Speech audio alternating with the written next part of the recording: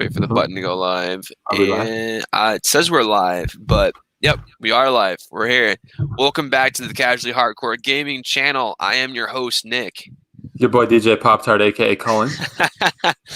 Joined today by DJ Pop Tart. So, Cullen, going into today, really big news.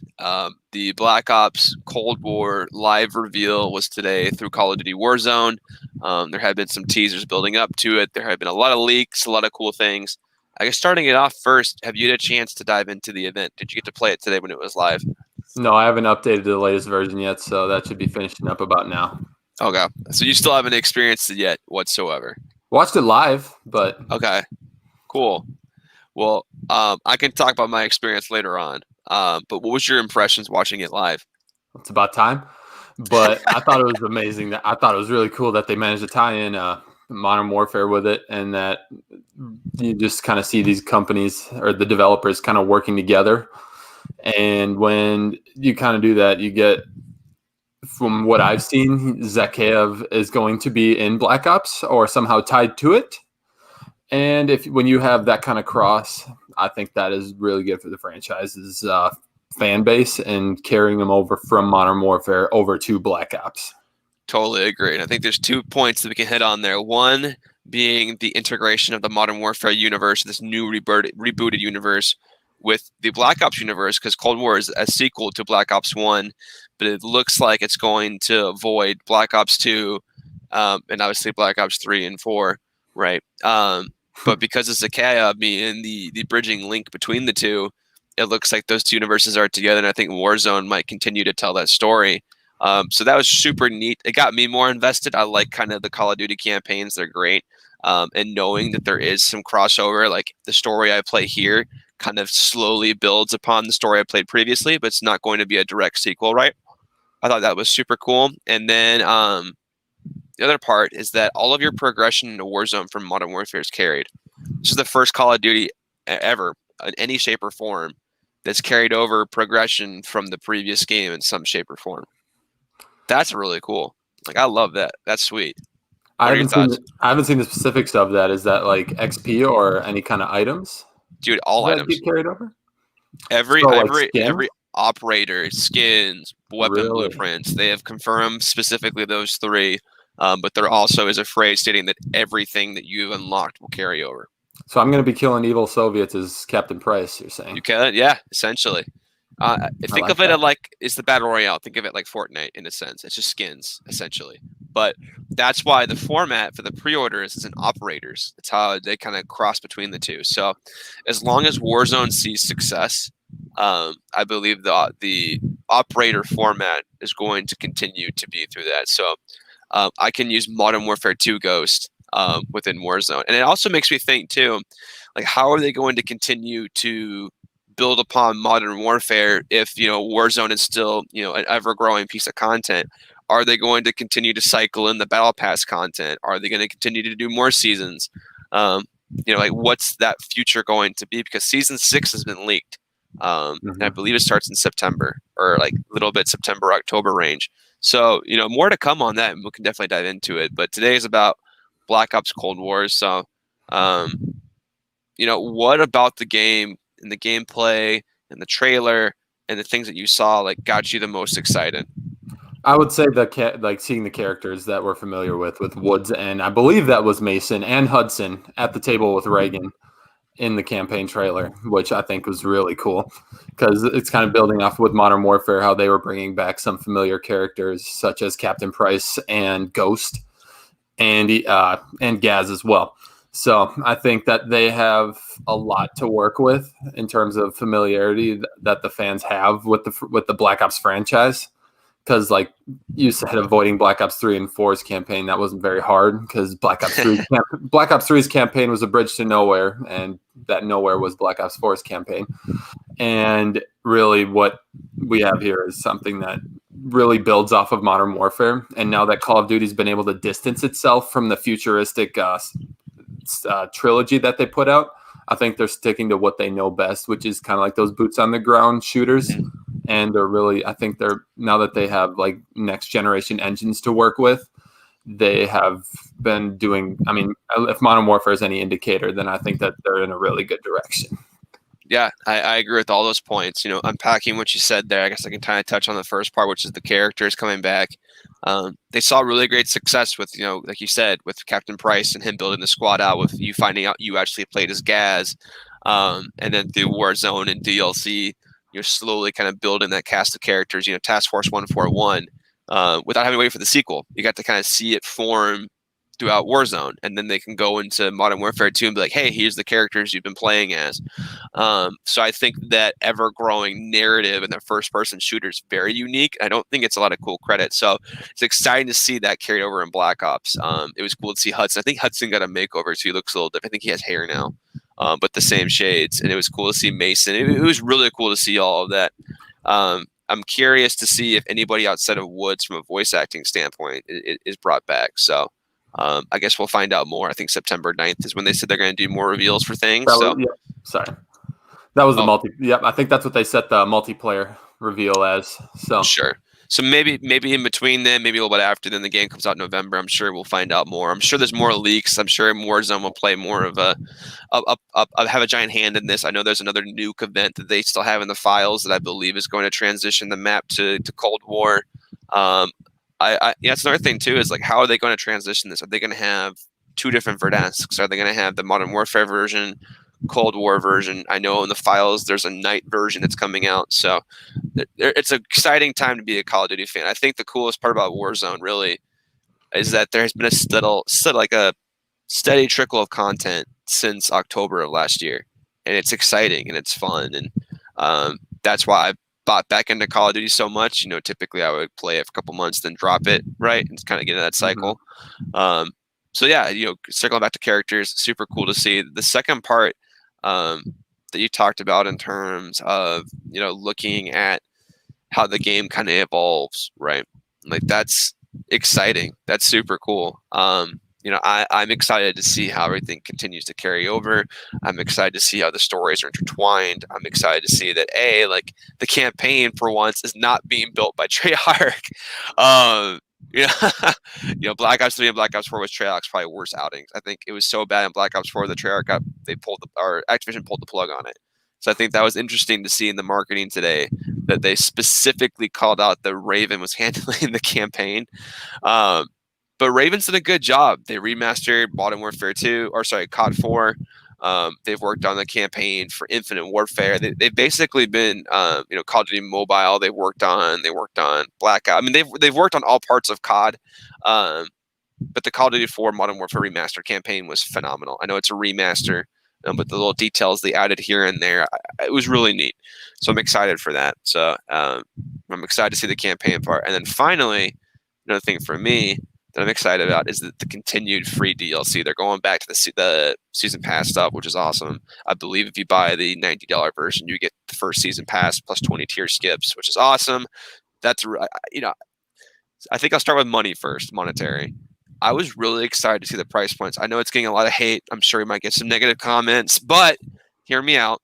Obviously, next gen version is going to be $70. That I'm not okay with. But if you look at the Ultimate Edition last year was like 100, 110. It was expensive. Now it's $90. You get crossplay for both versions, or cross-gen for both versions, whatever you get. Then you get all the 3 new operators, 3 new skins, and 3 new weapons. And then you get the first season battle pass plus 20 tiers. Like, that's a lot of value wrapped into one for $90, right? And you look at all the value that Modern Warfare gave you. So, tying it all together, like free maps and free zombie content. I think that's been kind of like sneaking by people right now. So I think this might be the first COD that actually get to play the zombie maps. I know, Colin, you're a shill for the Call of Duty franchise and throw out money for zombie maps, but that's exciting. All the zombie maps for free. I don't know if we're going to get the massive, giant productions due to value, but maybe we will, maybe we won't. I don't know. I know they posted record sales each quarter, Call of Duty, because of this battle pass system. So, I guess the biggest question I'm going to throw to you, how are they going to tie in Black Ops Cold War, Modern Warfare, and Warzone into this ecosystem? Are they going to have 2 different battle passes? Are they going to rotate through BP1? I mean, how are they going to tie that all together? What are your thoughts on that? Are you saying how are they going to tie in Modern Warfare's system Not the or system, but the way that Warzone's moving forward. So Warzone and Black Ops are tied together, mhm. but Warzone and Call and Modern Warfare are still tied together. Also, players can play from Modern Warfare against technically players from Black Ops and Warzone all together. And your progression from Modern Warfare carries over into Warzone. So like that, those items are going to be able to be used. So essentially, it's like a Pokemon game. You have different Pokemon versions, and you can carry your Pokemon into your hub, and you can pull from there. So my question to you is, I'll word this a little bit differently. How do you think they're going to go about handling Modern Warfare players or potential Modern Warfare players to get the content into Warzone? Because the Battle Pass system for that game is going to end. So what do you think that system's going to be? You saw what happened in Black Ops 4. What do you think is going to happen in Modern Warfare? In my personal opinion, I mean, if they have the technology to do it, it would be really cool if you could just play Warzone on Modern Warfare and then have that level up your battle pass on Black Ops. But I feel like the most reasonable assumption here would be that they're going to cut off battle pass progression after the release date and just carry over what you currently have up until that release date point, and then whatever ranks up your pass from there is all on Black Ops Cold War. Gotcha. Well, they did confirm. So this is something, I guess, too. That maybe if you should probably look into this a little bit more because that kind of gives more context. The progression is still the same. So anything you progress in Warzone, like there is no Modern Warfare Warzone and Black Ops Warzone. If you play Warzone, it's tied to the Battle Pass system. So the same system's there. That's going to continue to be the same.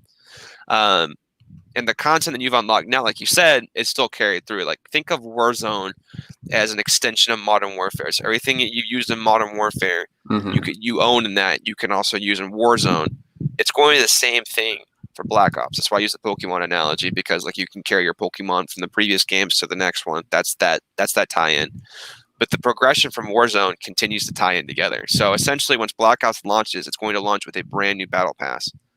So to your point, both those will be tied together. So essentially, like if you could still be playing Modern Warfare as the game, dive into Warzone, and you could still be matched with players who are using it from the UI of Black Ops. How we go about from the same maps or not, we still have to know. But essentially, from what they've said, that's how it's going to work. So, I guess for the third time, you saw what happened because you were an avid player of Black Ops 4. And you saw what the game did from literally milking you from every avenue. And then when the game, they moved on to Modern Warfare, the game kind of completely restructured with different ways of systems of earning things. Do you think that's going to happen in Modern Warfare, even though it's been very friendly?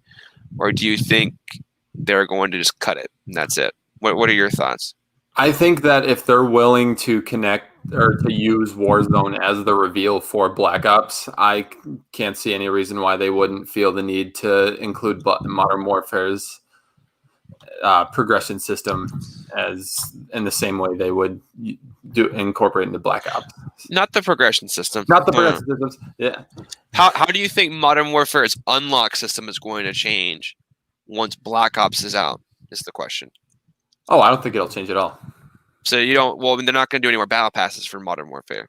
No, but once season 6 is done, that's it, right? So sure. how do you think they're going to allow players to go into Modern Warfare to get the unlocks? Because when players from Black Ops match up with players from Modern Warfare, and somebody has a Modern Warfare Ghost skin, people are going to want that, and actually it might raise the value still of Modern Warfare to go back and play it, right? So my question again is like, how do you think the system's going to change? Because obviously they're going to have to cycle through seasons of content. How do you think they're going to go about handling that? I don't think they're going to reopen any seasons. I could just see them putting them in. Black Ops 4 did this when some of their seasons had ended, where they would put them into bundles on the store for you to buy.